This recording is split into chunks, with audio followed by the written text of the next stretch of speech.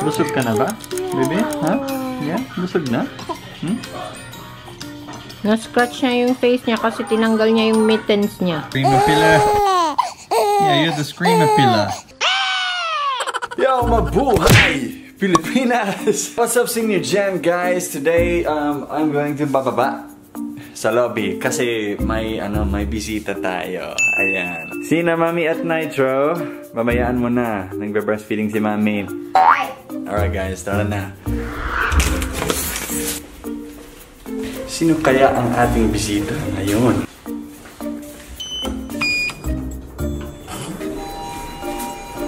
So dito ang ating bisita. Pumunta na siya dito. May delivery daw siya para sa atin.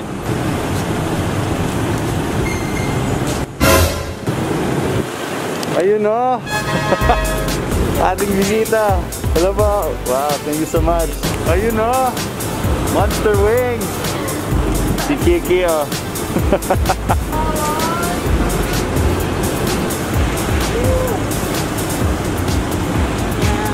You're beautiful, you shine like a star. You got me falling slowly, and I'm crashing into you. Oh baby, wherever you go, I pray the angels remind you.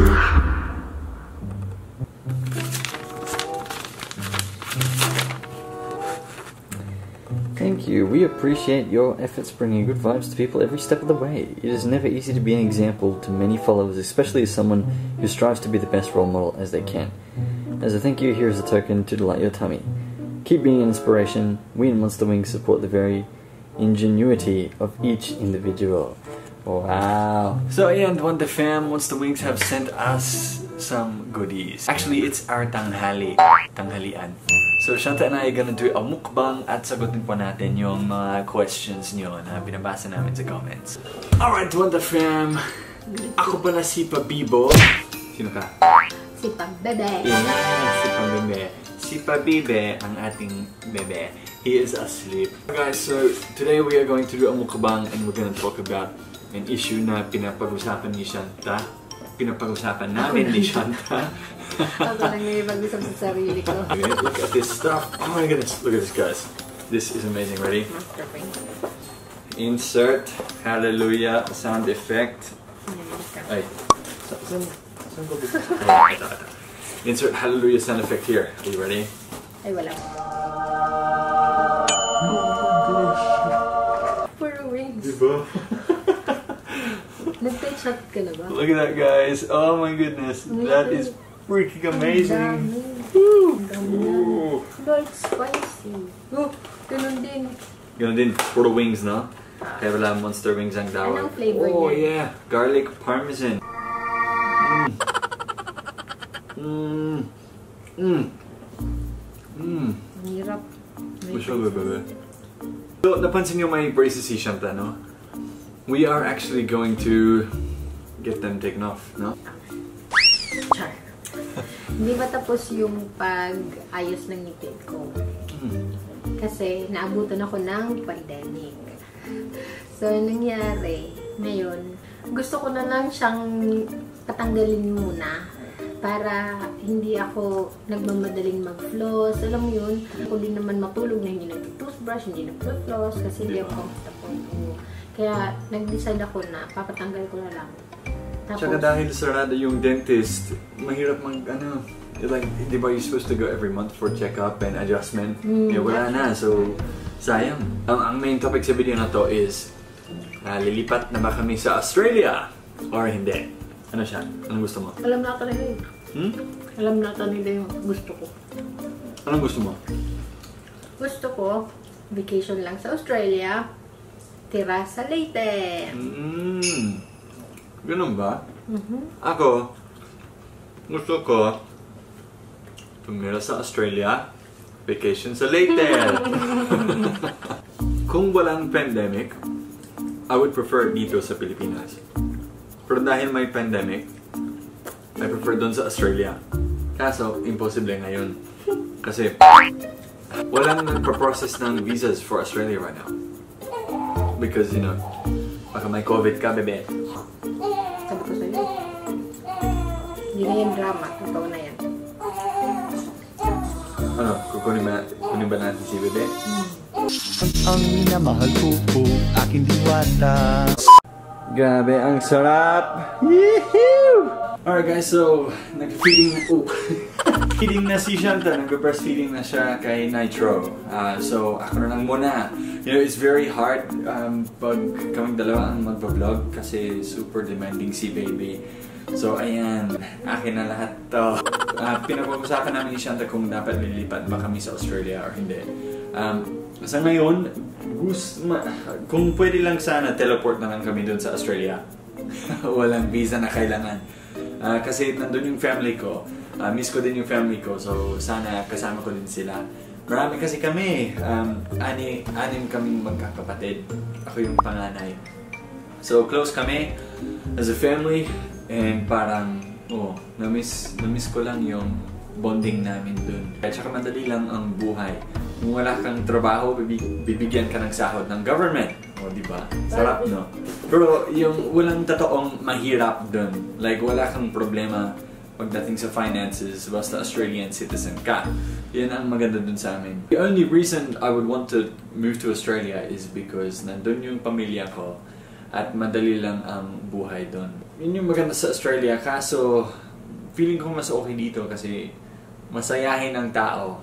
Kaya it's so true when they say it's more fun in the Philippines. So, are we going to move to Australia or not?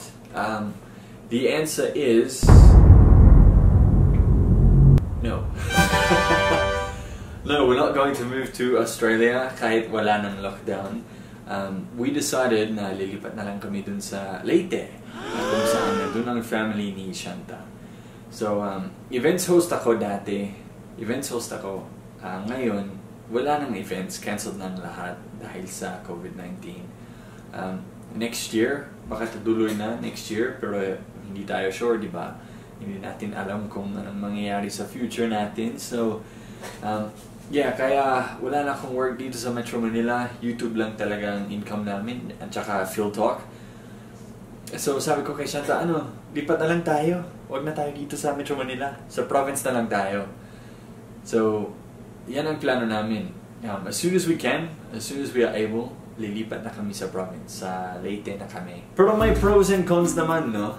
May maganda doon, may hindi maganda doon. Kung anong maganda doon, wala dito. Kung anong maganda dito, wala doon. Halimbawa, Wi-Fi connection, medyo mahina compared dito, no? Yung like running water, mas okay dito kasi nandito kami sa Shangri-La. Okay yung running water dito. Wala namang brownout, no? Wala namang brownout dito. Pero sa Leyte, grabe ang brownout. Mga at least once a week may brownout, diba? Pero ang maganda sa province, nandun ang family ni Shanta. Mas malaya kami dun kasi we're among nature, may beach pa dun.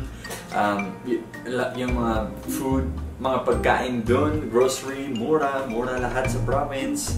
At syempre maganda yung atmosphere sa probinsya dahil wala na akong events work, dahil YouTube lang kami. Mas maganda kung nasa province kami para mas maganda yung YouTube video namin, no? Yung mga vlog namin. We can put Shanta's family on the vlog, we can go on different adventures sa Leyte. Pero dito sa Manila, habang kami nag-YouTube, we're stuck dito sa condo. And the only adventure I have is grocery shopping. Anong silbi? Bakit nandito pa tayo? Bakit ba nandito pa tayo? No? There's no reason for us to be here in Manila anymore. So it's time for us to move, di ba, Shan? You want to move, Shan? Siyempre. Kailangan kong ibibenta tong TV na to. Itong TV cabinet. Baka siguro yung Nintendo Switch ko din. Sayang, no? Malit lang naman yan, madadala naman yan doon, tsaka bibili tayo ng TV, no? Bakit ka nagreklamo? Ikaw naglaro? Hindi, kasi maganda naman na may laruan ka. Yung higaan namin, di ba? Mahal yan. Oo nga. Yung higaan ni baby, bibenta na din. What? Ang cortina, ibibenta. Ang piano ni Shanta. Lahat ng damit, char. So, ibibenta din natin to, yung reclining chair natin. We also have this stuff here, well, this bookshelf anyway. This bookshelf, ibebenta na po natin to. Ay, yung mga bag ni Shanta, ibebenta na din. Ibebenta namin itong office desk na to, itong office chair. Lahat yun. Okay?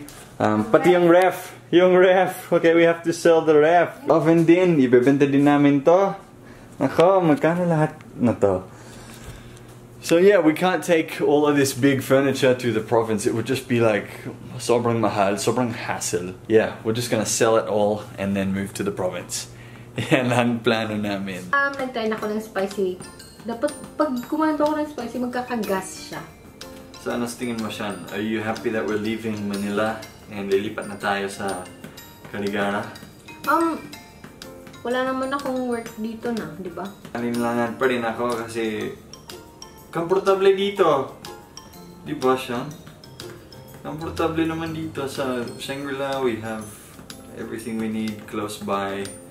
Pero nakakalungkot din dahil wala tayong bisita, wala tayong family dito. I think adjustment lang yun. Kasi di ba dati missionary ka naman? Mas mahirap nga yung buhay mo dati. Yeah. Ngayon, titira naman tayo sa bahay na okay, di ba? Tapos, so anong gusto mo? Caligara or dito? Caligara, syempre. Bakit gusto mo Caligara? Andun yung nanay ko. Guys, so yes, abangan ang mga vlogs namin sa Leyte. We'll let you know, we'll update you when we're gonna move, how much longer we're gonna be here in Metro Manila. Alright guys, so thank you so much for watching our vlog for today.